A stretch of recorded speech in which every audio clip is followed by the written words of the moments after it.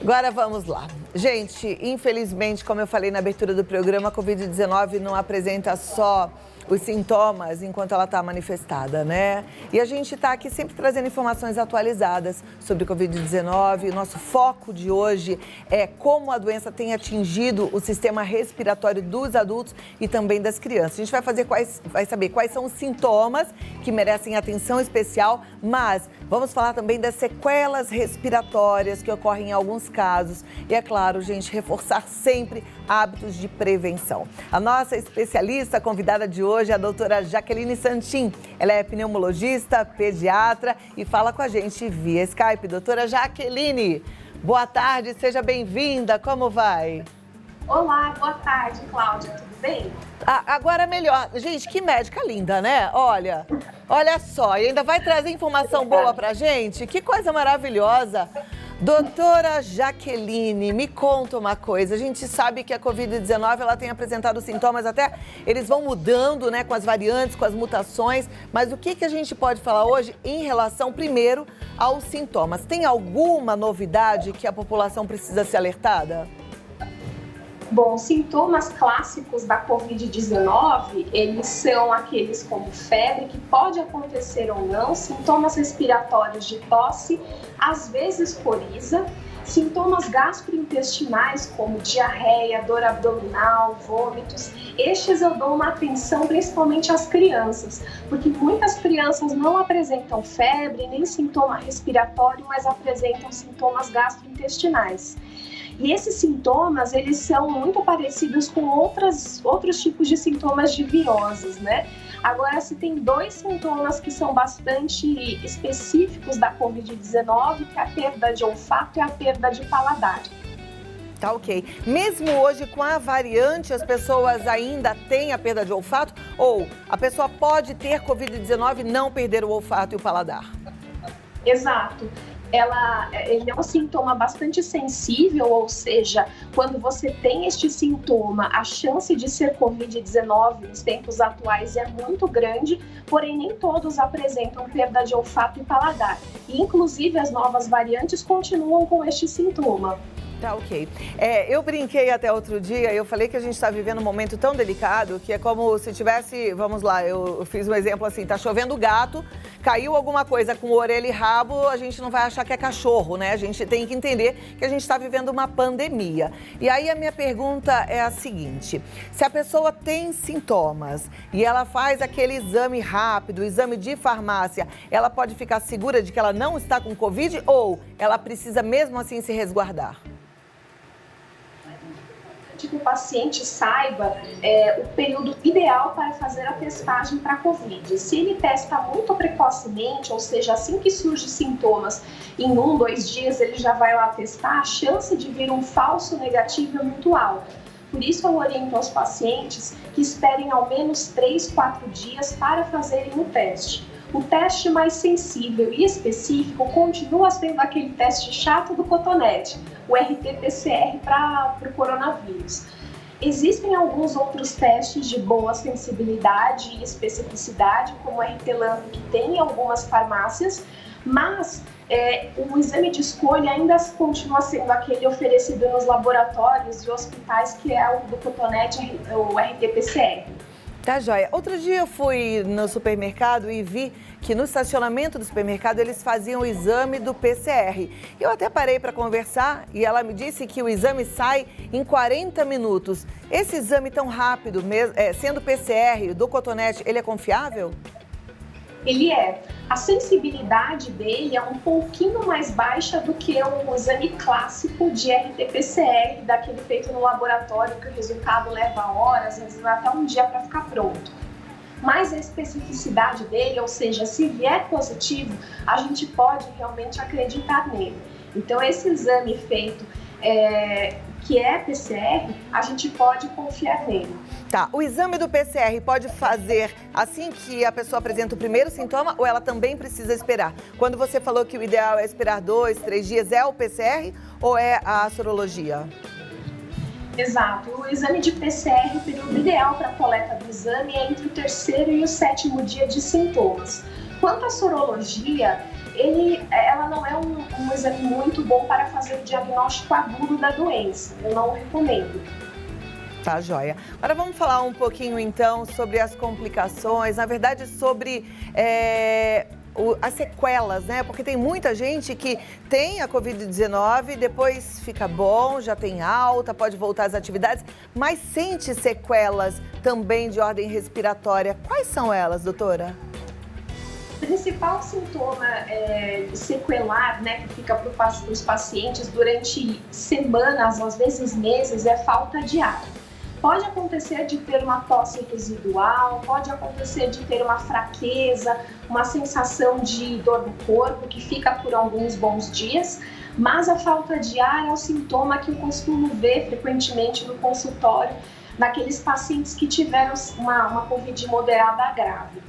Tá. E quem teve Covid até de forma moderada ou bem leve, pode ter complicações lá na frente mais desagradáveis ou não? Se teve da forma leve, tá tudo bem? Na verdade, os fenômenos tromboembólicos, ou seja, AVC e outros tipos de trombose, como embolia pulmonar, podem acontecer inclusive em quadros de Covid leve. Então, obviamente, a incidência não é tão alta, a gente não precisa entrar em pânico absoluto, mas deve ficar atento aos sintomas que a gente tem após, mesmo que seja semanas após um quadro de Covid. Tá joia. Doutora, eu vou pedir 2 minutinhos para a gente organizar as perguntas. Vou convidar a turma que está em casa para mandar mais perguntas no 11 9 50 45 18 40 e eu volto contigo para ter as respostas, tá bom? Combinado, Cláudia. Até já.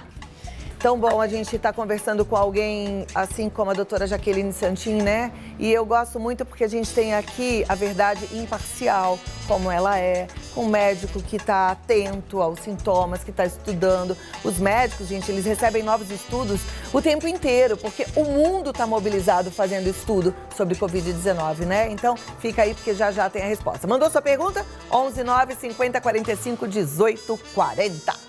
Nesse meio tempo eu vou dar um recado com uma querida que está trazendo pra gente uma possibilidade muito legal. Ó, você sabe que obesidade é um fator de risco, inclusive para a Covid-19, para outras doenças também.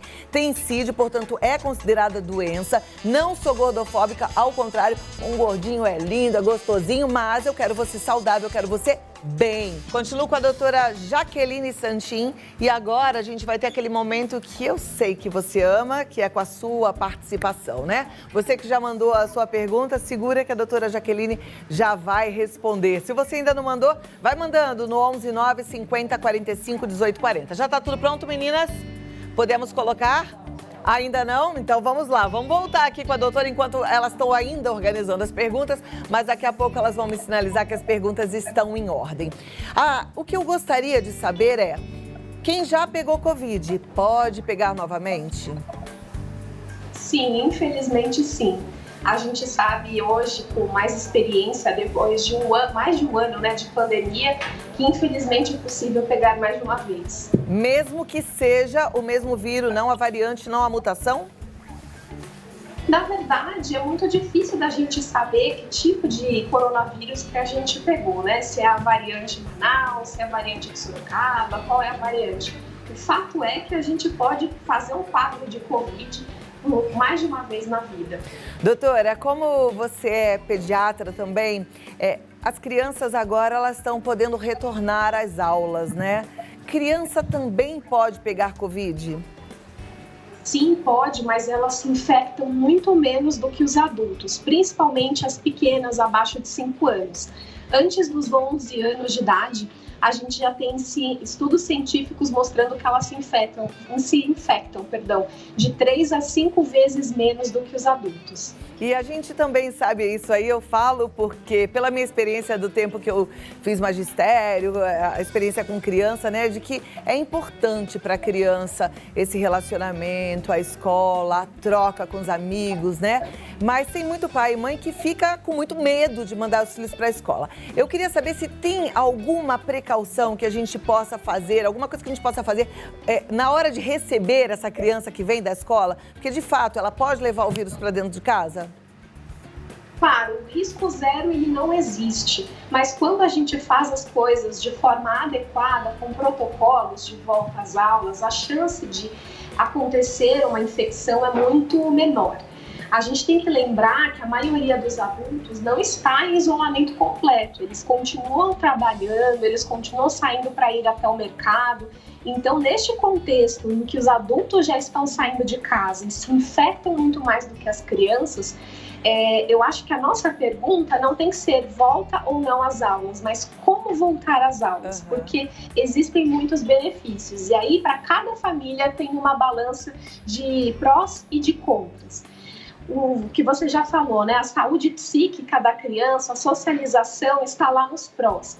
Claro, se eu tenho uma população dentro da minha casa, que convive com a criança, que tem comorbidades ou de idosos que ainda não receberam as 2 doses da vacina, esse contra pode pesar também. Na hora de voltar às aulas, as escolas têm que realmente fornecer material para higienização de mãos. Para as crianças com mais de 4 ou 5 anos, fazer organizações de distanciamento social, orientação de uso de máscara e etiqueta respiratória, que infelizmente a maioria dos pais ainda não está ensinando adequadamente as crianças, que seria tossir na região do cotovelo, na parte da frente do cotovelo, em vez de espirrar nas mãos, tossir nas mãos. Tá, e na volta da criança, ela foi para a escola, ela vai chegar em casa. Se, por exemplo, a mãe resolver tirar a roupa da criança do lado de fora, sapato, isso ajuda ou a gente pode fazer de outra forma? Eu sugiro para todos os pacientes que tenham uma área suja dentro de casa, que a gente chama de área contaminada, geralmente a área da lavanderia. Então, indo direto para a área da lavanderia, tirando ali a sua roupa e já colocando no cesto para lavar, tirando o tênis e higienizando, e indo direto para o banho para tomar um banho completo é o suficiente. Tá ótimo. Bom, vamos lá. A gente tem agora algumas perguntas, eu já vou colocar na tela e a gente atende também as pessoas que estão em casa. A primeira delas é da Maria é de Itapevi. Ela diz assim: eu tive Covid em janeiro, fiquei sem olfato e até hoje não voltou. Tem algum tratamento para voltar a sentir cheiro? Olá, Maria, obrigada pela sua pergunta. Infelizmente, ainda não há um tratamento para retorno do olfato. A gente sabe que muitos pacientes ficam por muitos meses sem o olfato e a minoria deles que contraiu o Covid lá no começo da pandemia ainda está sem o olfato, mas essa é a minoria. A maioria, depois de algumas semanas ou meses, acaba retornando com o olfato. Eu tive Covid em março do ano passado, já completei tem mais de um ano que eu tive a doença. Eu ainda tenho algumas alterações de olfato, não que eu não sinta mais o cheiro das coisas, como fiquei durante muitos meses, mas eu fiz um treinamento olfativo que me ajudou muito. É chatinho, porque a gente tem que ficar cheira lavanda, cheira café, cheira, né? Mas me ajudou a reconhecer de volta alguns aromas, mas ainda sinto dificuldade. Aquele cheirinho de pipoca, por exemplo, que eu adorava, não sinto mais. Uma pena. Mas eu espero que volte logo. Vamos lá, próxima pergunta então. Obrigada, Maria, pela sua pergunta. A próxima pergunta é da Paula, ela é do Recife. Ela pergunta, gostaria de saber se após 15 dias da quarentena a pessoa ainda pode transmitir a doença. Certo. Estudos do CDC americano mostram que depois de 14 dias do início da doença, a chance de transmissão é extremamente baixa.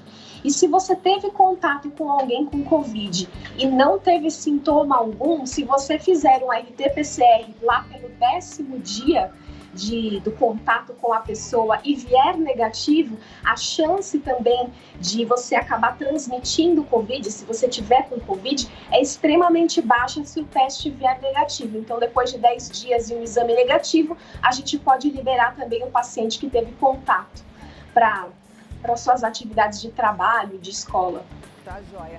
E mais uma pergunta, vamos lá. Dá vontade de ficar conversando a tarde inteira com a doutora Jaqueline, mas nosso tempo aqui voa. Maria Amélia, de Governador Valadares, Minas Gerais. Quanto tempo após os primeiros sintomas eu posso me vacinar? Certo. Se você está com Covid naquele momento, o ideal é que você melhore do seu quadro para então ir se vacinar. Então, precisa realmente ter um quadro já de melhora do quadro clínico como um todo, estar sem febre, estar melhorando dos sintomas clínicos para receber a vacina. E só uma observação, a gente recomenda 15 dias de intervalo entre a vacina da gripe e a vacina de Covid. Olha, é bom também você ter trazido esse assunto. Então tem que ficar zerado da Covid para tomar a vacina. E aí, olha esse espaçamento aí entre as duas vacinas. Doutora, muito obrigada. Vou passar aqui os seus contatos, mas agradeço demais a sua participação. Foi um prazer recebê-la no nosso programa. E volte mais vezes. Obrigada. Boa tarde para você. Tchau, tchau. Obrigada. Tchau, tchau. Obrigada. A doutora está no Instagram como DRA Jaque Santin. DRA Jaque Santin. Está escrito aí, né? Manda um Instagram, um direct, agradece a participação, porque eles são tão gentis, né, gente, de doar parte do tempo deles para nos ajudar. Eu acho isso um show. E aí, se você quiser marcar para bater um papo, tá procurando uma boa pediatra, 11 9 81 36 81 43.